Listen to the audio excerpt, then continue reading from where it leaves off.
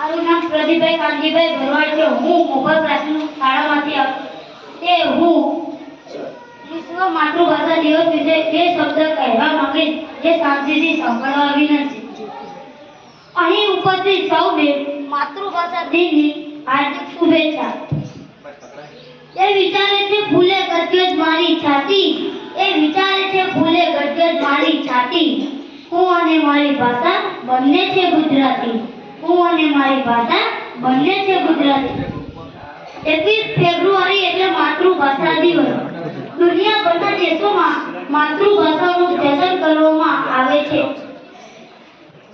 આજે વિશ્વ કક્ષાએ પણ માતૃભાષા દિવસની ઉજવણી કરવામાં આવે છે.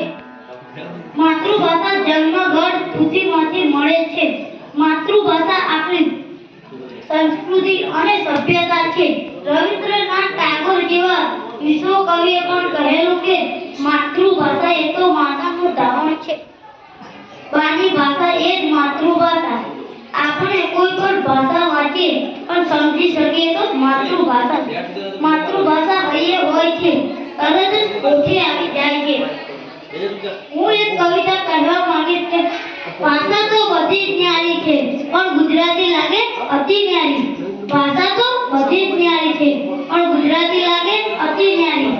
વાત ગુજરાતી, જાત ગુજરાતી, છે બધી રીત ગુજરાતી. વાત ગુજરાતી, જાત ગુજરાતી, છે બધી રીત ગુજરાતી. વિશ્વ આખું ઝુકાવશે મસ્તક, હોય જો લાયકાત ગુજરાતી. વિશ્વ આખું ઝુકાવશે મસ્તક, હોય જો લાયકાત ગુજરાતી. અંગ્રેજીમાં A for apple થી શરૂ થઈને Z for ઝીબ્રા પર પૂરી થાય, એટલે કે જાનવર બનાવીને મૂકે. અને ગુજરાતીમાં અજ્ઞાનથી વ્યક્તિને જ્ઞાની બનાવે છે. તો આવી છે મારી ગુજરાતી ભાષા. માતૃભાષા મને એટલા માટે ગમે છે કે બાને હું વાત કહી શકું છું. તો ચાલો મિત્રો, આજના આ માતૃભાષા દિવસ નિમિત્તે હું અંતમાં એટલું જ કહેવા માંગીશ કે આપણે ગુજરાતી છીએ અને આપણી ભાષા પણ ગુજરાતી છે, તો તેનો ગર્વ કરીએ. અમે ગુજરાતી છીએ સાહેબ, ખારાને પણ મીઠું કહીએ છીએ. અમે ગુજરાતી છીએ સાહેબ, ખારાને પણ મીઠું કહીએ છીએ. જતા હોય એને પણ આવજો કહીએ છીએ, જતા હોય એને પણ આવજો કહીએ છીએ.